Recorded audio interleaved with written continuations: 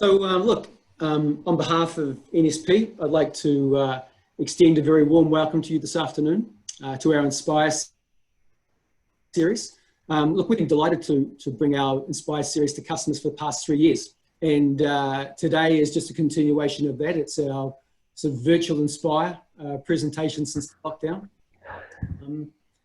But before we get into that, again, look, on behalf of the team at NSP, we just want to extend our best wishes to all of you, to your families, to extended bubbles, and hope that you're all healthy and safe and well.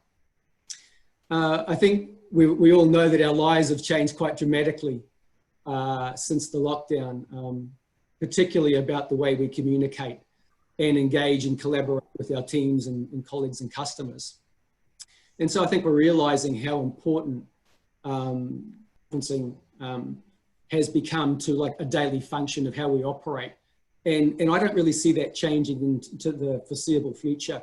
I think we've really now come to terms with working remotely, and this is now part of that pivot process of how we communicate and engage. And you know, just listening to commentators recently about people going and having meetings overseas, or even down in Wellington, those probably won't happen as often face to face. They'll be over through things like video conferencing. And I think what we've found is that video conferencing has actually been a really good way of very quickly engaging with our people or our customers.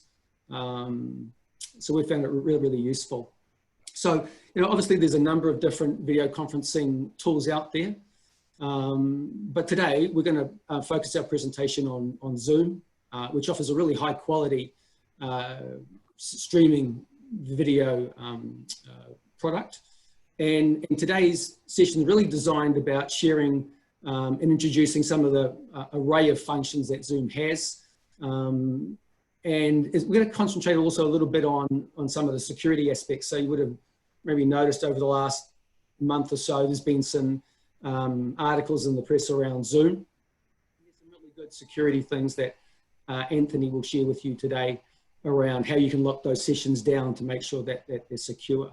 So with that, I'm really to introduce our presenter today, Anthony McMahon, from the IT psychiatrist. Anthony's a partner of ours. Anthony has a really extensive career in technology. He understands how technology drives businesses forward. He works with partners and businesses to understand how technology will enable them to achieve their strategic goals. And, you know, he's really good at asking the right questions and then analyzing those questions and looking at the challenges to determine, you know, what's the right and relevant and effective solutions to add. So with that, Anthony, we work closely with our customers and with him delivering those solutions. This is all about Zoom. So, so with that in mind, I'm actually going to now hand over to Anthony, and he's going to take us through our Zoom presentation today. This is quite funny. Right, thank you for that introduction, Brent. Just a couple of pieces of housekeeping. What I'm going to do is mute everyone, just so that we don't end up with too much background noise taking over. I'll show you how we can do a global mute when we do the demonstration. What I'm going to do is I'm going to start with a very brief presentation, hopefully no more than 15 or 20 minutes, and then jump into more of a demonstration. So through that presentation, I will mention some stuff that I will cover in the demonstration. Once we've got through the live demo, then I will open the microphones back up again and allow you, or allow for questions. I'll just keep it on this, running in this way, just so that we can keep things flowing pretty quickly. Do put down any questions you've got, and if you want to drop them in the chat, which is available there, then we can do that. We are recording as well, so just one piece to note: this will be available later on as a video, obviously, and will be shared by NSP and will be shared by myself as well. So I'm just going to start with screen sharing, and we're going to get a little bit meta first, and this is just so we can run the presentation. Right, so Brent's already done a fabulous interview. I'm Anthony McMahon, and I run an IT consultancy business called the IT Psychiatrist. I've been working with NSP for probably about 12 months or so now on a variety of different projects. So it's a great opportunity to be able to share with you some of the tips that I've found with Zoom and talk through what I've found with Zoom. Now, this is it's not going to be a comparison session. I'm not going to try and compare Zoom to any of the other video conferencing tools. It really just is a Zoom 101. We could later on, if you ever wanted to, we could start to deep dive on the benefits of Teams versus Zoom versus the other ones. But for now, we're just going to go into an overview of Zoom. I'm going to talk about webinars versus video conferences, because webinars is a key feature of Zoom that it offers to customers. We're going to talk about some of the core benefits and features, some ways to access it, and security licenses and good practices. And then I'm going to conclude with an open demo and any questions. So starting off, and I'm aware that there was a Teams session very similar to this recently. Zoom in itself is a video conferencing tool, not that different from Teams. It's useful for providing the ability to collaborate across multiple sites through file sharing, through video sharing, through communication, through chat. One thing, and I said I won't compare the tools, but I will say this for Zoom in its favor over some of the others, is the ability to share with people outside your organization and hold meetings with outside your organization is a lot more elegant than some solutions do offer as well. So Zoom does tend to be quite good in that regard, but fundamentally it's no different to what we see with what Cisco offer, with Microsoft offer, if you're familiar with GoToMeeting as well. It's a video conferencing solution, online, cloud-based, and offers training, webinars, presentations, teamwork, that kind of thing. Some of the strengths to it: it's very easy to use, as you've probably found out in getting on here. From a attendee perspective, it's very easy just to be able to join a meeting that's in flight. It is a little bit more challenging, or it's not challenging. There's a little bit more nuance to it if you're hosting a meeting around some of the things you need to know, but from an end user perspective, it's really easy to get onto. It's got some good licensing models to it. And I will walk you through those licensing models as part of the demo. There's a couple of screens within Zoom that I want to show you. It works well across mobile, web, and as an installed solution on your desktop. And I'll explain more about what I mean with that as we go through as well. And it's constantly evolving. You know, 6 weeks ago, Zoom was predominant, a lot of people using it, but there was also a lot of security concerns that were coming out of it. And as more people jumped on it, those security concerns became more public, and Zoom actually started to put fixes in place. They haven't resolved all of them, but they have continued to evolve and enhance. And I think in the 6 weeks since we've been in lockdown in New Zealand, I think I've had 2 or 3 updates from Zoom in that time to make sure that we're on top of things. The cautions for it: there are security concerns, and I will address those later as well. I don't want to go too much detail on them now. I'll talk about them through the demo, because some of them are with Zoom, some of them are with the way people have configured their Zoom clients. Some features may incur additional costs, and particularly if you're wanting to run webinars, using the webinar add-on does have an additional cost to it above the license for Zoom, and it doesn't integrate that well with existing meeting solutions. So what I'm meaning by that is you could come unstuck where clients you work with may use one solution, Teams, for example. Other clients may use Cisco WebEx, and some may use Zoom, or you're using Zoom. The problem you'll find is that you end up with 2 or 3 different video conferencing solutions because you have to keep talking to 2 or 3 different clients. So it doesn't integrate that well, though in saying that, there is the ability to integrate Zoom into Microsoft Teams and into Microsoft Outlook. I'm not familiar with the others, but definitely those ones. So it does have some downsides to it, but on the whole, as a tool, it's quite strong. And that's reflected with the Gartner Magic Quadrant. This was from September last year, so the last quarter of the last calendar year, where Zoom, as you can see, it's up the top quadrant there. It's a leader in meeting solutions, meeting room solutions. It's on par with Microsoft, and it's on par with Cisco. There are some other ones that are coming through there. I'm not going to talk too much about them, and Google obviously being a standout. Now, one of the things I do want to talk to, Google's just reminded me of this. You'll see that you may have seen headlines that Google has banned the use of Zoom internally, and it was made out that Google was obviously concerned about the security. The reality is Google has their own meeting solution, so of course they're going to ban a competitor from being used internally. There's no benefit to having everyone running on the same tool.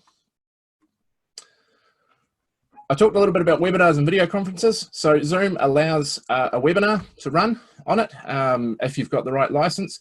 The difference between a webinar and a video conference, and we could have run this session as either, a webinar tends to be a one-to-many or a few-to-many solution. So while you might be broadcasting to 100 or 200 or 300 participants, you've got one or two hosts, and I ran one of these recently with one of the NSP staff, Alistair Miller, a couple of weeks ago. You've got one or two hosts that are talking. Everyone else can hear them and can see any content they're sharing, but they can't interact with each other. So they can't interact across. At the moment, we're in a conference, and the difference with that is you can all see and hear me, and you can all interact as well. So when we open the microphones back up, you'll be able to start talking, and we'll have that interactive conference. So that's the big difference between a webinar and a video conference. Zoom does it very well, as long as you've got the right add-on, and I'll talk about that a little bit later, in that you can have everyone paying attention to the host and not talking to anyone else, and then you can have everyone talking to everyone else as well. Some of the core features and benefits, and I realize that I haven't quite copied and pasted this quite well because I've left the how to get started on the beginning there. We'll remove that from the slides if we share them as well. But one of the core features is the ability to integrate with calendars, where if you are setting up a Zoom meeting and you're running Office 365, you can have it so that when you book a meeting in Zoom, it drops straight into your Office 365 calendar, and that participants that you invite can do the same thing as well. They'll have the option to save it as a calendar invite. So it's that ability to integrate is quite key. Telephone connection. So if you've got a video conference which is purely update, you're not planning to show anything, and you just want people to be able to connect over the telephone, maybe they've got a poor internet connection or they're in a remote location, they can actually dial in with a telephone number to a specific meeting and access it. Now I'm going to go through the telephone connection solution as well, because it does tend to default to the US, and there's a way to change it so it defaults to New Zealand numbers. It's got a waiting room feature, which many of you will have come in through to start this meeting, and that's where guests are dropped into a waiting room, and you admit them when you're ready to start. It's quite a good way of managing security and also just helping polish things up, and I'll show you the waiting rooms in a moment. It's also got the ability to multi-share.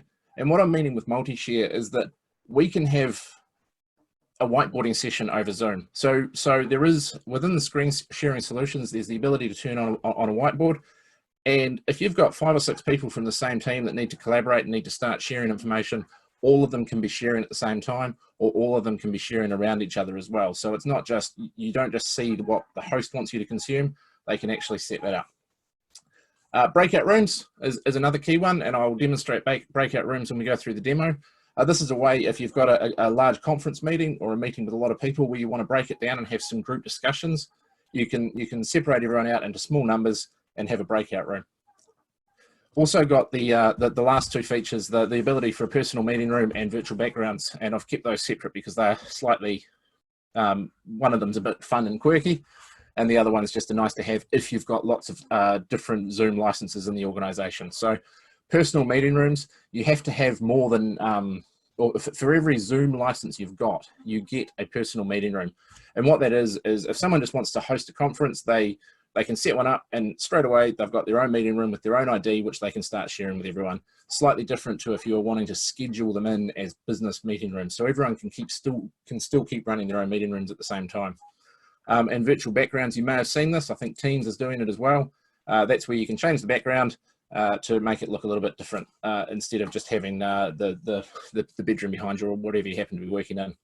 I don't particularly like it, and I haven't turned it on for my video here, and I'll explain why I don't particularly like it when we go through the demo as well. Finally, the ways to access. There's 3 key ways to access a Zoom meeting. Top left corner, we've got the web client, which is just zoom.us, that's their website, where you can go, you can join a meeting. If you've got the ID or if you've got a link, you can just join straight in. You don't have to install anything, you can run it in your browser.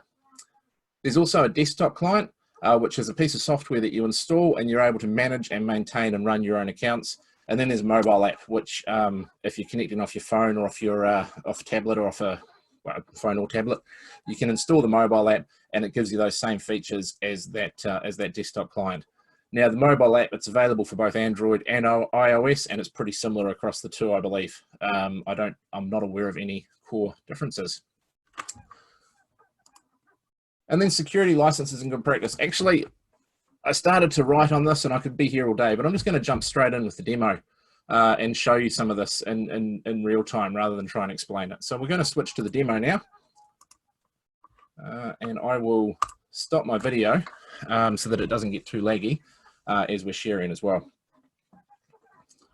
So, first thing I want to walk through is just the plans and pricing for Zoom. It's not a sales process. This is not a sales pitch, so I have no affiliation to them. I just want to show you that there's some different plans in there and what to watch out for if you are signing up. So first up, there's a basic package, which is free, and that's anyone can host a 40-minute meeting. Anyone can run a meeting. You can have up to 100 participants. So if you just wanted to have a very quick update once a week with your team, this might be the solution with you if you're a small to medium business. The limitation to it, obviously, is it's 40 minutes and it won't go any longer, and it will literally cut at 40 minutes as well. It's also great if you're just wanting to use Zoom for family calls or whatever. The next step up is the Pro model, $14.99. It includes the ability to run to 100 participants, and there's no time limit on meetings, although it kind of is, because you can't run a meeting for longer than 24 hours. Though why anyone would want to have a 24-hour meeting is well beyond me. This is the platform I'm using. What this also gives you is the ability to record meetings in the cloud. You can have up to 1 gigabyte of meetings, and I think that's roughly 5 hours worth of content with video and audio running. So if you do an audio only meeting, then it's going to be more. If you're using high quality video, then it could be less. And then there's the other plans as well. And the main thing I want to talk to you about in here is that be aware of what plan you need for your organization. Like I say, if you're planning to use Zoom to only run a weekly team meeting, and it's going to be no longer than 30 or 40 minutes, then the free one might be all you need if you're a small business. If you're wanting to start talking with customers or use it as a way to interact with customers and you want to think of longer meetings, then you're going to have to start paying, but definitely don't pay for more than what you need. Don't go and pay for the business plan if Pro is all you need.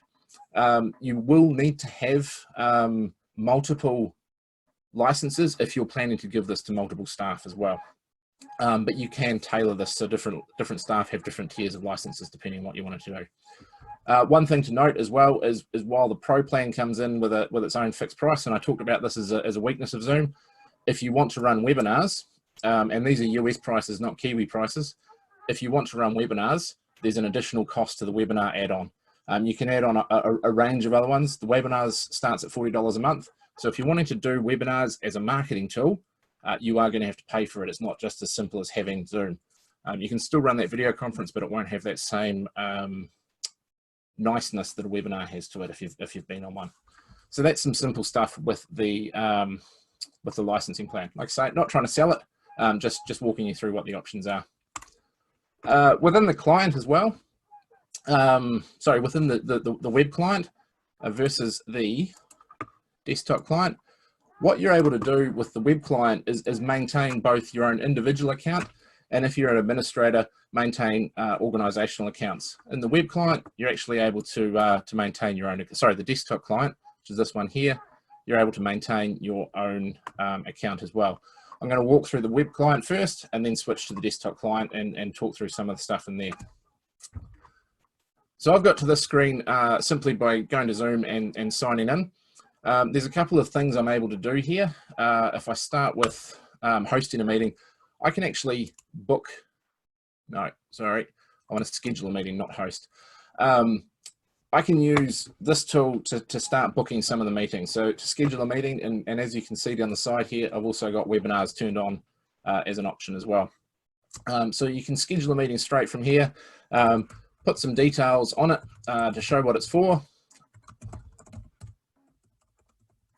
and then set the time frame around it as well. So you can set it for 1:30 p.m. Obviously not going to be today, on the 8th, and run the time frame. You can change any of these details you want. So if you happen to have customers that you're dealing with in a different region, then you can change it to be more in their time frame as well.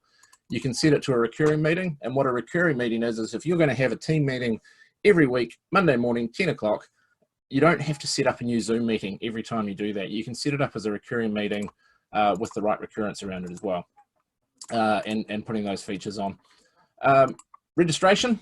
Now, you won't have had to register to attend this meeting, but what registration means is that if you want to keep track of who's attending your meetings, you can actually ask them to register when they come in. And what that is putting in their email address, setting themselves up with a brief account, but basically it's allowing you to track them.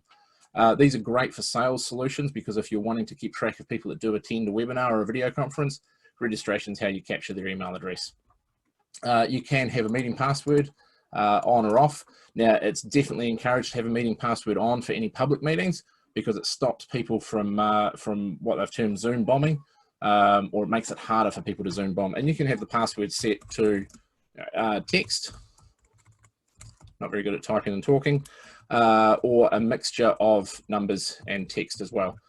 The more secure you make that password, obviously, the easier it's going to be for, the harder it's going to be for people to hack in. You do need to be sending that out when you send out an invite, though. In terms of video, you can actually encourage whether people come in with their video on or off. So depending on how you want them to attend, you can change that as well. Now, I talked a little bit about telephone. You can offer people to join with either their computer audio, their telephone, or a mixture of both. And within here, for most people's accounts when they set up, Zoom assumes you're in America. Even though you tell it you might be in New Zealand, it just assumes you're in America. And you can add in any range of local phone numbers that you want to have, depending on where people are dialing in from, if you're encouraging people to use their phone as well. So if you've got someone based in Brazil, you can set them up and give them a free number that they can join in from, rather than having to ring a toll number into New Zealand. I've set this so that New Zealand is the default country and taken away from America. If you don't do that, you have to make that change every time you set up a new meeting. So we'll save that, so Brazil starts there. And again, there's some options, advanced options for the meeting. You can enable someone to join before the host does. And what this allows is, if I haven't got there at 3 o'clock and people are starting to come in, they can at least get into the meeting and get going, rather than a message that says, sorry, this hasn't started yet. There's also an option to mute participants upon entry. Again, this is just to help smooth out the way the meeting's been running. You might be allowing people to join at any time during a conversation. Now, you don't want them to come in, steal the focus of the screen and take over the meeting and disrupt the flow of things, so you can mute them before they come in.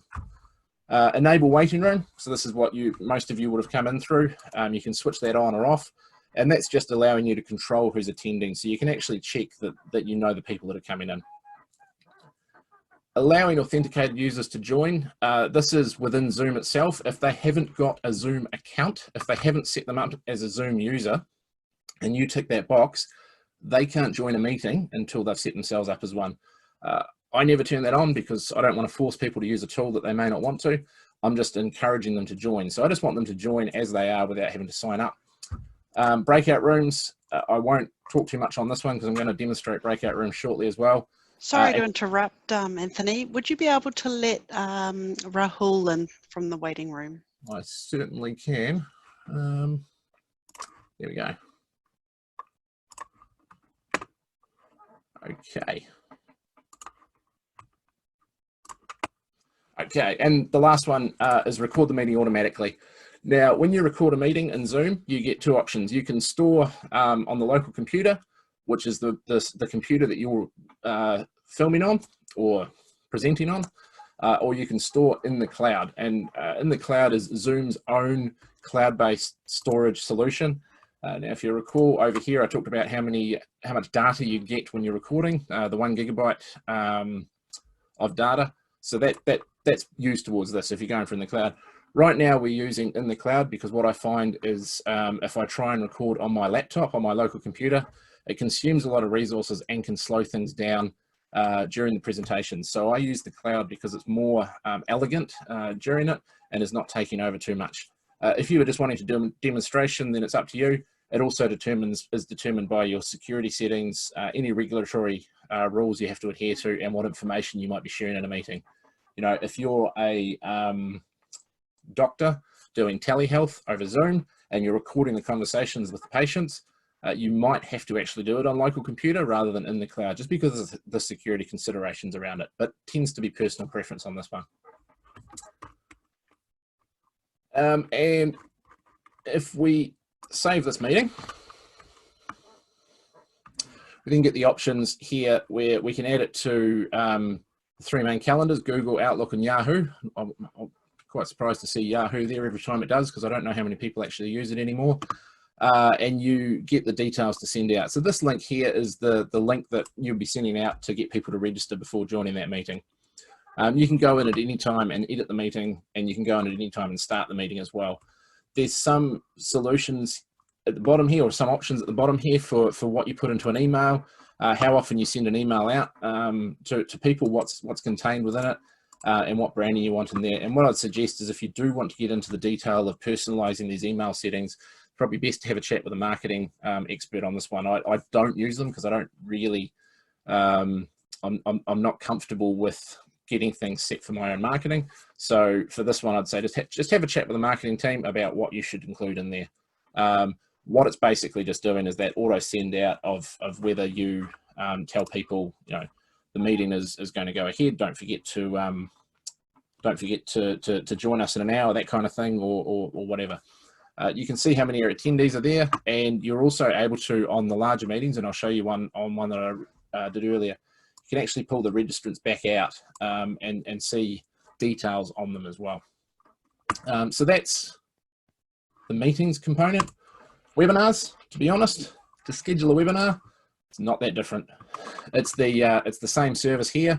All the details right at the start, all exactly the same. Gets to the beginning. The main options are down the bottom. So you can enable a Q&A. And what Q&A is within Zoom itself. If I just, what am I heading to? There we go. Within Zoom itself, it would put an extra tile down here called Q&A, which instead of having people ask questions in chat, it would allow them to actually schedule questions in, or put questions in that you can answer publicly, that you can park for later, that you can come back to. So the benefit that has over having a question in chat is chat is very linear. So as one person enters something in, everything sort of moves up the screen, and you lose track of it very quickly. The Q&A option for a webinar allows you to keep track of questions and know what you've answered. It doesn't have that problem that chat's got. And you can enable a practice session. Now, what a practice session is if you were running a webinar and you had more than one host on that webinar, or more than one panelist rather, a panelist being someone else who's going to be talking alongside you, you can kick off a practice session which starts earlier, doesn't allow anyone into the webinar, and doesn't do any of the recording, but it allows you to have a little bit of a practice ultimately. And so it's just a good way, if you do have a panel of people where you want to have that collaboration beforehand, to start that off and allow you to practice it without doing the webinar. If you didn't have that and the webinar started at 12, you couldn't talk to them privately without the guests there until 12 o'clock. And then once the guests are in, they're in. You'll see there's no waiting room feature here for a webinar. People who have registered can join straight into it. They don't wait in that holding pattern which the waiting room offers. But again, authenticated users and record the webinars automatically. Once you schedule that,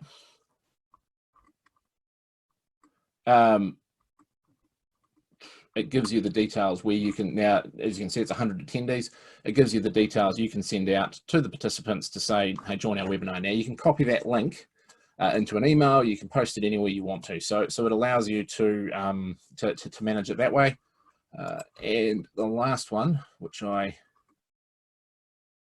can include, there should be an option for panelists in there to add extra panelists in to the meeting so that you can have more than just me talking. And this is, as I said a couple of weeks ago, where I had Alistair from NSP and also Laura Topless from BCP Builder, where we ran a co-branded webinar. It's within the screen, so you have to save it first. You can add any other panelist you want into here as well. So using one of my other email addresses. Oops, sorry, get the details around the wrong way.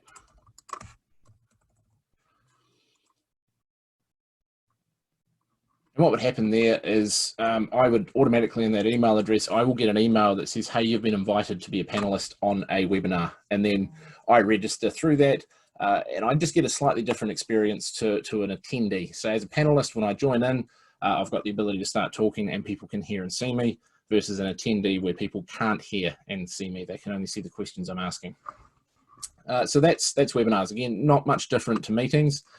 If you haven't paid for the webinar plan, then the webinar option won't be there. You'll just have meetings. Also here is where the recordings are. If you're recording in the cloud, it stores the recordings here. Now here's one from a podcast that I recorded yesterday. When Zoom records meetings, it records it in two files. It records it in an audio file and it records it in a video file. So if you are wanting to share the whole video and everything that's gone on within it, you've obviously got that option there.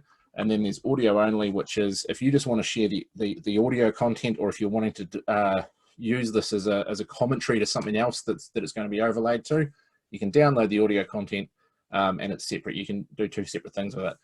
If you were recording locally to your computer, it will be stored in a file. I think typically it goes defaults to the Zoom folder in My Documents. It creates a new folder called Zoom and it loads the recordings in there as well. And it does exactly the same thing. It does a video file and an audio only file. Just going to jump back up to the top to the profile. This is the personal profile for each individual licensee in an organization.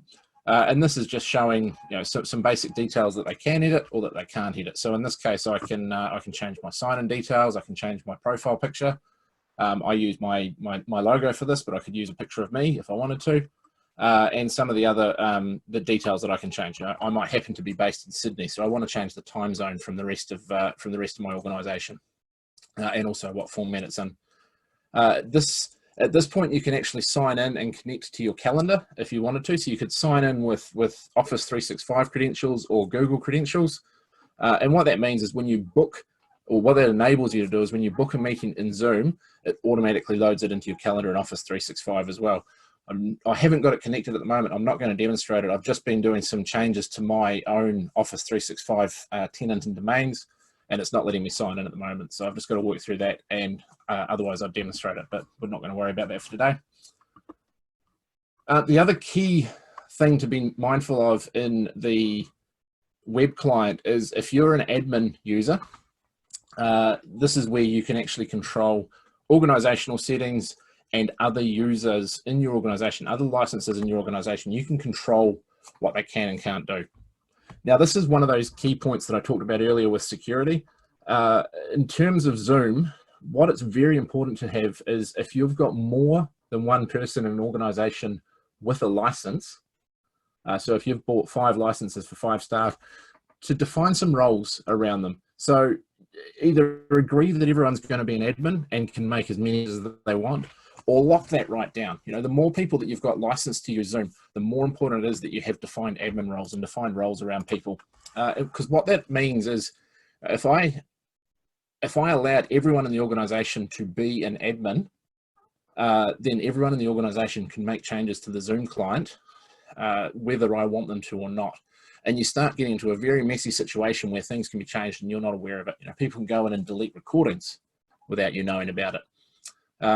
Whereas as an admin, or as a standard user, and this is in the role management area, as a standard user, you can actually determine what kind of roles there are. Now, there's an owner, there's an admin, and there's a member. So as an owner, that's me. There's only me in the organization. I can do everything to a Zoom account. I can determine who will be the admins, and I can also delete the account as well. Admins can do a little bit less than me. They can't delete the account, but they can go through and they can add and remove others from the account. And then members, which is basically most of your staff should just be a member. You don't want them to be changing the settings that are there in the Zoom meeting.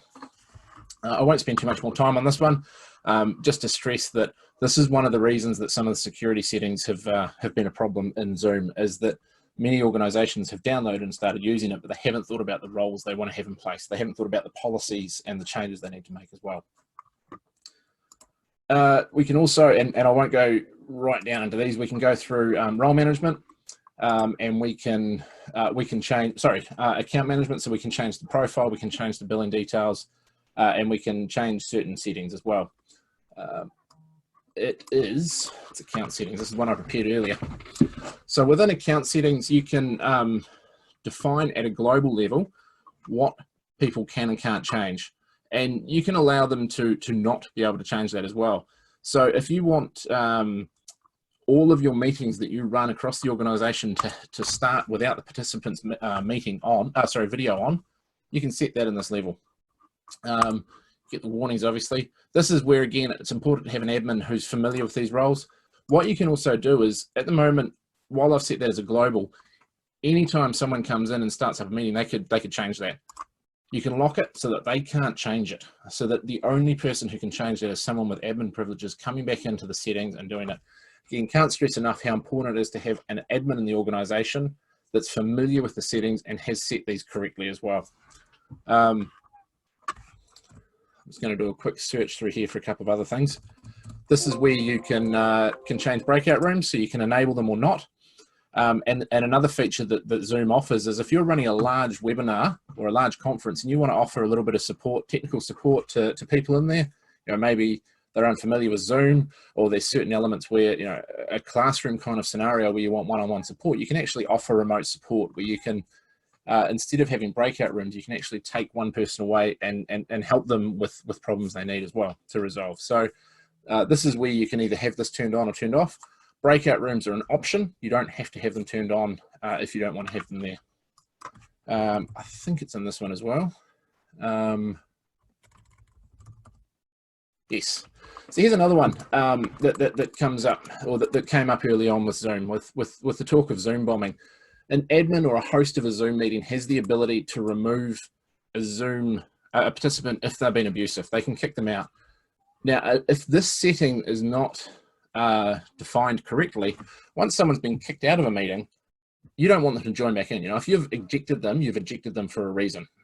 If you don't want them to join back in, this is the area where you've actually got to go and set that to turn it off. And what this is doing is allowing participants that have been removed or preventing them from being able to rejoin. So again, you want to get in, make some of these settings universal for your organization, because if they've been kicked out, they've been kicked out for a reason. If you don't change this here, they can join back in at any time.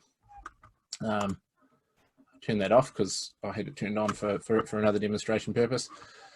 Also through here, you can use any of the other settings. So you can actually customize what people can do within a meeting or a webinar at this level, rather than having to try and do it for each meeting that you go through. Again, I'm not going to go through line by line because it's more of a chance you need to figure out what you want to have within your organization to get this stood up. What I'm going to do is very quickly demonstrate the desktop client. So as I said before, this is where the desktop client can, an individual can go in and maintain some of their settings. So it's got the ability to start a meeting, to schedule a meeting, to just get going. There's a chat feature there. So if you happen to have people across multiple organizations, they can connect with you. So this is one that I had last week. I was meant to join Steve at 11 o'clock. The Zoom call I was on was running later. So I could have a chat with them and just say, hey, I'm running late. You can use that chat feature within your own organization as well. It's got the ability to show what meetings are coming up and any contacts that I've got in my contact list. Now, I don't have a lot in there. I've got Vaughan and Steve because I don't tend to use Zoom as a chat tool. Within, just up here, there's a profile picture, and within here is the option to change some of the settings as well. So I won't go through all the settings case by case, but it allows you to do to set things the way you want to. So personal preferences. This is a chance for people to jump in and figure out what they want to do, and this is where you can set your background if you wanted to. And my camera, I'm just going to switch between cameras for a moment. So this camera is allowing me to do a few things. So I can either have HD turned on or off if I want it to. I can mirror the video so that I can change the layout of the room depending on what I want. And even you can touch up your appearance. Now, I'm not sure how this does it because it never seems to improve me, but I think that's just me. It probably works better for other people. But I think what it's doing is it's smoothing out some of the features, so removing some of the blemishes. I don't tend to use it because it doesn't worry me too much. You can also, again, this is a frustration I have with most video conferencing, is that if someone makes a small sound in the background while someone else is talking, videos start jumping around. So you could, if you're in a noisy area, you could change, you could have that set so that your video doesn't spotlight you when you're talking. So as you can see, if I turn that off, it jumps back over to Lee because she was the last person to talk in the meeting, whereas I'm turning that on, so we're all good. The other one's virtual background. And this is the area where you can either use preloaded virtual backgrounds, or you can include your own. Now, the reason I don't like this very much, I mentioned it before, is unless you've got a professional green screen, it looks a little bit laggy. Like you can see there around my hands. Yeah, it's not crystal clear, it's not sharp, and depending on what you're doing, I've seen people completely disappear into the background of what's behind them as well, because they haven't got a green screen. You know, this is set up for if you've got a professional studio, you've got a green screen behind you, you've got the right lighting. This works really well. If you don't have that, I find it just doesn't look as good as what it could. And again, you can choose one of the preloaded ones, or you can load your own one in. This was a Japanese garden in Kyoto when I was in Japan last year, Eden Park. Horrible photo for it, actually, to be fair, because of the sun up there. You know, it takes it away. So choose your picture wisely if you are going to use a virtual background. There are some videos that are in there. I don't know if you can load your own video, but this does give the appearance that I'm currently on a beach in Te Atatu Peninsula, which I'm not. So that's virtual backgrounds. Very quickly, I'm just going to jump through a few other things here, and then I'll open it up for questions because I'm conscious that I've been talking for 45 minutes and there's probably some questions in there. So looking at the screen here, this is the main Zoom screen. Obviously, if I had my video on, that would not be there. But because my profile picture is set to my logo with my video turned off, that's what the background is. So the changes you make will be reflected in here as well, and they can be done in pretty much real time. It allows you to manage the participants. You'll see here, there's the participants list. I am just going to use this one. So I can do a number of things here. I can mute myself. I can ask to start video. So this is my mobile phone, and I've just been prompted on my mobile phone to start my video. And you're not going to see it because it's not picking up because I haven't got the audio turned on. So I've now started video on the mobile phone. So we're coming through a different setting there as well. So I can encourage people to start a meeting. Sorry, I just had a call coming through on there as well. I can encourage people to start the video.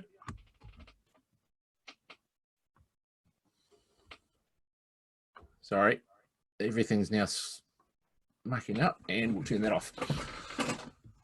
And I can also mute or unmute people. So I mentioned earlier, for those that were in right near the start, that Steve's microphone his son was causing a little bit of background noise.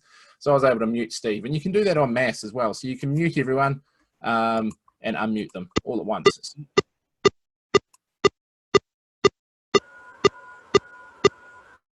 We're just muting everyone now. But you can mute everyone and unmute them as you need to. So you can do it as you saw there as well.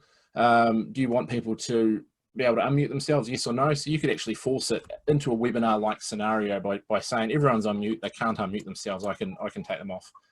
There's a chat option, so you can chat in real time, you can chat publicly, or you can chat one-on-one privately.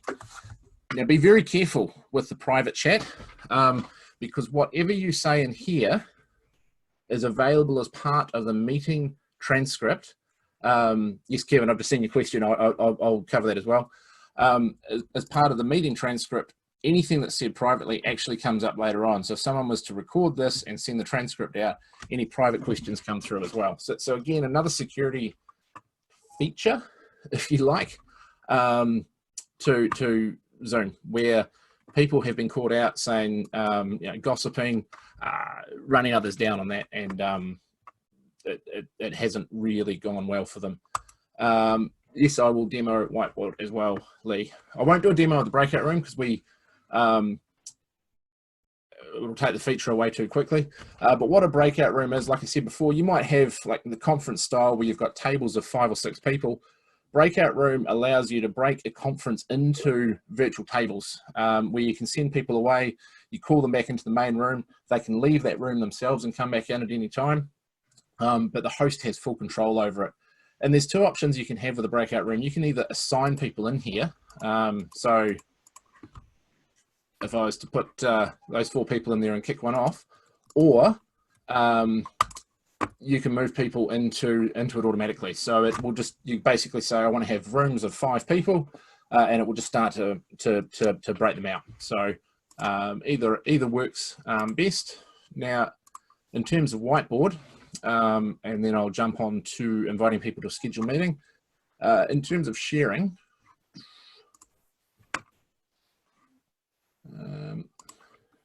this came up for me the other day. Here it is. So when you share a screen, you've got the option to, if you're using multiple screens, you can share whatever screen you want. You can share a specific application. So if I just wanted to share PowerPoint, I could share just that. Or you could, I'll do Whiteboard shortly, because this is another one that's really cool as well. You could share a very small portion of the screen. You could share music or computer sound. And what that is as an example, earlier this week at my Toastmasters Club, I was having to do a presentation on my podcast where I had to play a segment of my podcast. So I used this session, this option here. What it did was it still had everyone's microphones on, people could still talk, but it meant that the music that was playing on my computer, the podcast that was being played on my computer, was being played clearly through everyone else's speakers as well. And it's just a good way of sharing content rather than trying to do it, well, sharing from a microphone or sharing from speakers and holding a microphone over it. It's just clearer. Or you can have content from a second camera, which if you are running 2 cameras, you can demonstrate. So that's more for lectures and for classes as well. Very quickly with the Whiteboard. This is, as I mentioned before, it's full Whiteboard capability. I won't go into all the details of what everything does, but it just allows you to do that Whiteboard session. It's probably better if you've got a screen like an iPad or a Surface where you can write on it rather than using mouse and keyboard, unless you're good at that. But it's an option to have that whiteboarding room there as well. We'll just close that. Now you can save that, and that gets saved in the folder with the recordings, gets saved all there as well. Lee, good question. What kind of scenario would breakout rooms be useful for? It is workshops where teams need to brainstorm. So last Thursday, I was in a sprint designing some, or basically designing solutions to solve the problem of non-government NGO governance. And we were using breakouts there. There was 20 people on that sprint call. We were there for the day, but we needed to break down into rooms and come up with, we had to work on specific personas. We had to work on very specific solutions. We couldn't do that collectively on all 20 of us. So the breakout rooms we used, 4 of us were put into, 5 of us into each room, and we were allowed to work on them separately and then come back together. So it's kind of like, exactly like those conference models where if you are broken out into breakout groups and then come back to the main to present, that's exactly what a breakout room is used for. If you're in a teaching scenario where you're breaking people down to go away and focus on a specific learning outcome, again, it will be perfect for there. What it allows is the team to talk together, or the teams to talk together without distracting the wider meeting and without being lost from the wider meeting as well. Now, inviting people to a scheduled meeting, there's actually 2 ways to, well, is there 2 ways to do it? There's definitely one way to do it where they can join at any time. So up here's the meeting ID. Anyone with that ID and anyone with that password can join a meeting at any time, either from here. So no, it's not what I wanted. 875 5977 5434. Now, I'm not going to carry this through because we're going to end up with the inception of Zooms, because I'll be in and then I'll be in. But anyone with that ID there, whether it's been emailed to them or whether they've got hold of it, can join the meeting. If it's password controlled and they've got that as well, they can come in at any time from the Zoom webpage or from the desktop client through the join option. If I wasn't running one, that would be available, or through the mobile client. So it's not so much that you can invite people in, you can give them the details to join, and they can join at any time from that. The risk with this, and this was the Zoom bombing element that came in, and this is what caused Zoom to turn waiting rooms on by default, is that anyone can join. So the waiting rooms allow you to have a section up here that basically just says, so-and-so is waiting to join the room. Do you want to admit them or block them? That's the control you can have across it. You can send that email out to anyone. Anyone that's got it can join, I guess is what I'm trying to say there. Because I don't think you can, no, you can't get them, you can't just get someone to join in by default. They've got to have the link, they've got to have the details. Two other features before I open up for questions. You can live cast with the webinar license. You can live cast on Facebook or YouTube. So if we wanted to be running this as a cast into an open channel where anyone could run it, then those are options for us. I can't believe I've talked for 56 minutes, or for 50 minutes. We started 5 past. What I'll do is, look, I'm happy to stay on a little bit longer if anyone does have questions. So if you have a question, take yourself off mute first and fire away.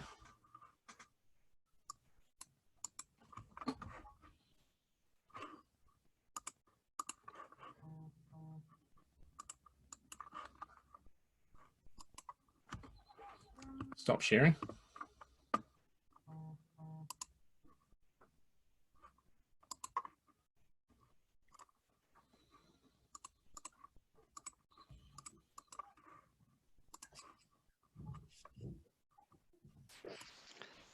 We had a question the other week, Anthony, about you know, the fact that Zoom's got the ability to show a lot of people in the video.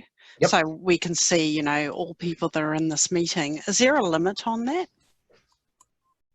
The limit. So I'm just going to quickly share again, which means stop videoing. The limit is based on, that's as small as you're going to get for a thumbnail view. So what I've shown you there is just at the top, switching from speaker view to gallery view to show you everyone that's in there. The limit is, what's that? There's 2 more spaces there. I think the limit is then 20. It could be a little bit more, but your risk is that the more people that you're showing in this view, the smaller and smaller they're going to get. So what would happen if you had more than 20 people is there'd actually be a little button to the side here where you can scroll through and see them. There's a couple of things that do happen. You know, I'm talking now. Steve, if you just want to say something. Yes, I can say something, absolutely. Perfect. You'll see the yellow box to show the spotlighted speaker jumped between Steve and I there for a moment. What we can also do is, I'm going to do this one, pin video. So Lee, if you want to say something now. Hi, here I am. Thank you, Lee. So you'll notice there that with Lee speaking, it didn't jump, the video didn't jump to her, because what I've done here was pinned the video to Steve. So basically what I'm saying is I want Steve to be the main presenter through this. I need the focus to be on him. I don't want the focus to be taken away by other people, but I don't want them on muted because I do want to have that that open Q&A flowing. So pinning the video, and that's done up sorry Steve, I muted you there. Hovering over the picture, click on the 3 dots, and then we'll unpin that. Jumps back to me speaking, but the option to pin it is literally no one else's video will take over from here. We're stuck with Steve. We will hear other people ask questions as well. What I can also do for Steve, and this will change some of the layout for him, I can make Steve a host. So I can give Steve, and it's changed it for me as well. You'll see down here that I don't have the control anymore. This is now Steve's meeting. I don't have the ability to take that back, but I've now given Steve the ability to run as a host. And what that means is if you're setting up a meeting for someone else, you grant them the ability to be a host, you can leave and the meeting doesn't end. You know, if Steve was to hang up now, the meeting would end for all of us. So those are some of the functions you can do with people in the meeting as well. I've got a quick question for you. I'm getting, thinking about different programs, we talk about Zoom and Teams. There's a lot of discussion around the integration into phone systems. Yep. So you think about the future of where it's going. At the moment, most organizations will have their own phone system. Now they were using Zoom, now they're using Teams. We noticed in one of the plans in Zoom, there is phone system integration in those plans. Do you know, I know where Teams is at in terms of phone system integration, but where is Zoom at, in terms of that as an organization? Is it early adoption? I imagine it's early adoption phase as a phone solution in the business. Do you know? Yeah, it's a great question, John, and I don't have an answer for you today. So what I'll do is I'll take that away, get an answer, and when we send out some more details off the back of this, I'll make sure that's included in there. Great, thank you.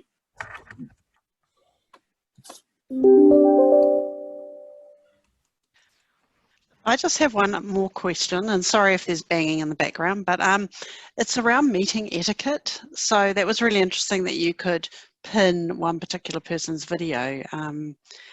But I've noticed in online videos, people interrupting and the microphones picking up, and that certainly the flicking around of video screens can be really distracting.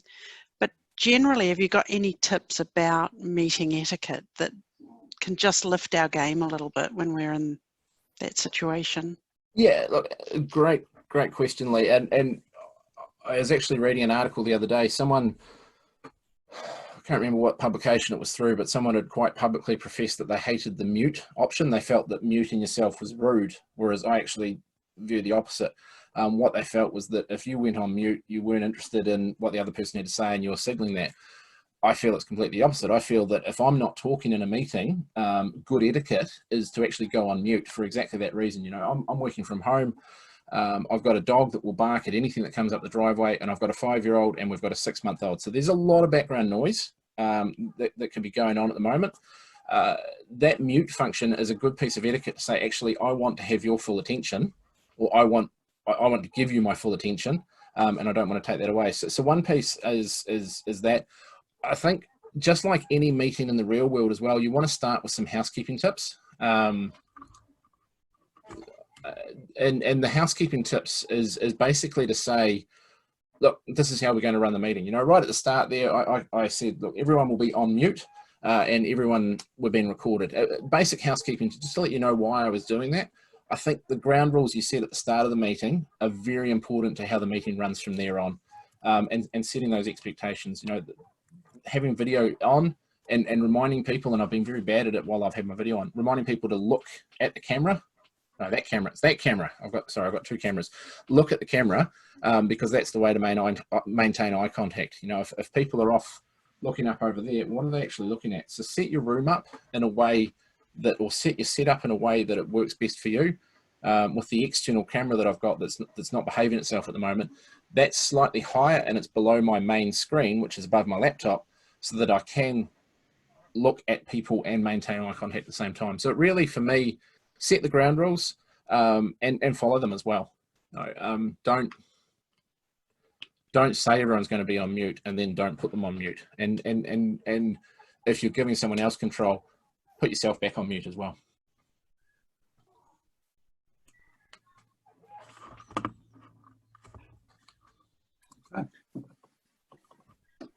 I liked John's raising hand, because I think that etiquette is a big thing for everyone at the moment, and understanding video etiquette.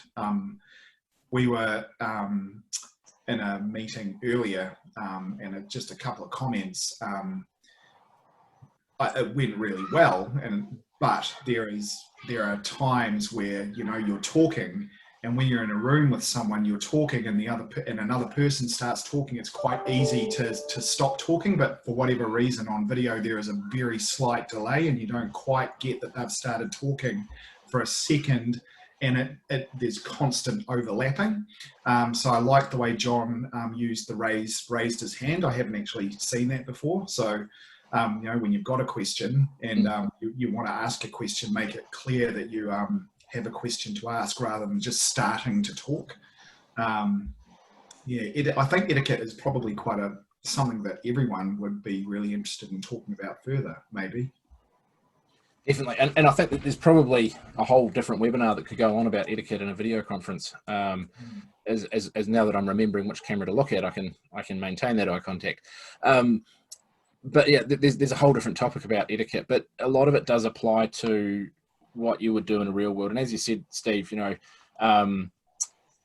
the ability to raise your hand is one feature I didn't cover off in there, but also remembering that there is that delay and there is that pause, and to not just keep talking and jump straight in, but to let others have their moment as well.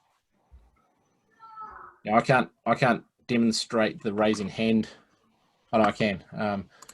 You're still the host, Steve, so there's a lot of admin functions I can't do right now.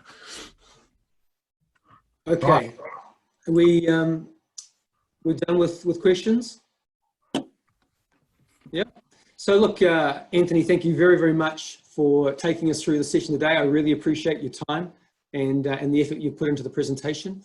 To those who joined us, again, thank you very much for spending an hour of your afternoon with us. And the whole intent of our Inspire series is that we share knowledge and skills that help you and your people do your jobs better. So I hope you've actually got some real value out of today and attending with us. As we said before, this has been recorded, so we'll send you a copy of this so you can either use for yourself or share with your team. And again, if you have any questions, follow-up questions, then send those through to Lee for any help that you require in setting up your own Zoom company profile. Let us know and we'll certainly help you. But again, thanks for joining us. And again, I hope your people, your friends, family are well and safe, and we'll speak to you soon. Thank you. Thanks, Brent.